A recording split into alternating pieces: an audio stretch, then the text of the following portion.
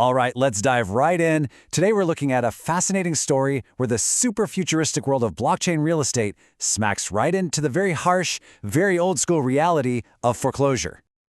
So this is the big question, right? We hear all this buzz about tokenizing real-world assets, but what actually happens when the investment goes south and the bank comes knocking? We're going to unpack that exact scenario. So let's set the scene here. We've got a property that's in some serious trouble. This is the story of a high-tech investment that's right on the edge of a total collapse. Okay, before we get into the weeds, just a quick refresher on what we're even talking about here. Tokenized real estate. The idea is pretty cool. You take a property, you turn its ownership into digital tokens, and boom, anyone can invest a little bit. It's supposed to democratize real estate. But as we're about to see, the reality can get messy. So here are the specifics. We're talking about an 8-unit building. But the owner isn't one person. No, it's a DAO, a decentralized autonomous organization. Think of it like a big group of investors who all own a tiny piece through digital tokens. They made this investment on a platform called Lofty, and now the whole thing is about to go up in smoke. So how did this supposedly great investment end up on life support? Well, as always, you just have to follow the money. The property is carrying some serious debt. We're talking a $15,000 interest payment every single month. And to make things even worse, the lender is apparently in a tight spot too, so there's not a lot of wiggle room for them to cut a deal. And this chart, man, it just says it all, doesn't it? The money going out for the loan and other costs is way more than the rent money coming in. It's just bleeding cash every single month. Totally unsustainable. So the clock is ticking, you know? If this group of investors, this DAO, can't fix this massive cash flow problem, they're going to default. And that means foreclosure. Every single token becomes worthless. Every dollar invested, just gone. Okay, so facing this total disaster, the investors all got together to figure out what to do. And, as you can probably guess, there were no good options on the table. Only bad, worse, and worst. The first and maybe most straightforward idea is just sell the thing. Cut their losses, get out of the investment, and try to get back whatever money they can. But selling is hardly a magic bullet. The rental market is tough, which means the building's value has tanked. If they sell it for what it's worth now, around $2.8 million, it would mean a huge, painful loss for everybody. And this quote from one of the investors on their call really just captures the vibe. The dream of making money is long gone. At this point, it's all about damage control. They're just hoping to get anything back. All right, so if selling is a guaranteed loss, what about trying to save the property?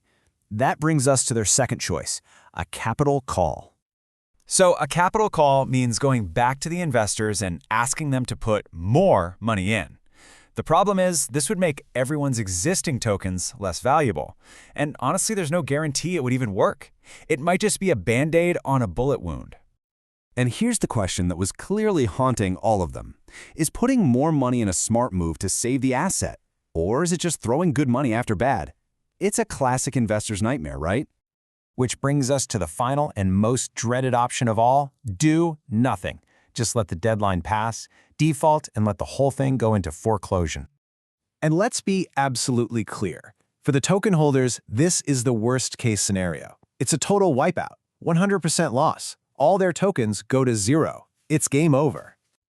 Now you might be thinking, this just sounds like any bad real estate deal. But here's where it gets really interesting, because the blockchain technology adds a whole new, complicated layer to this mess. Take a look at this. On the one hand, you have traditional ownership. You know, one person or one company owns the building. The lines are clear. But with this DAO, you have this decentralized group of owners making decisions together, all mediated through a tech platform, in a legal gray area. It's a whole different animal.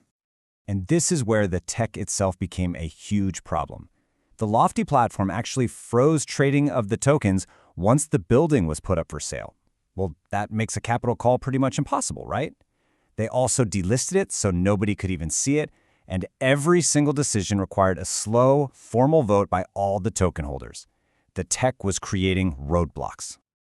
So, with no easy way out, what does a case like this really tell us about the future of digital assets and real estate?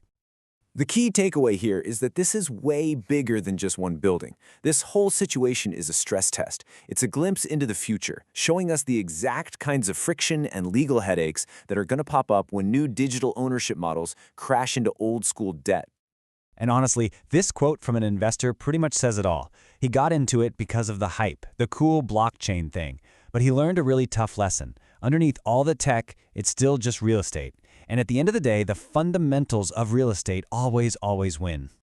So this leaves us with a really big question, doesn't it?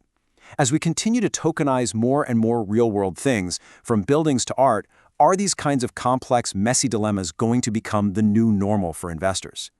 This story definitely suggests we've still got a lot to figure out.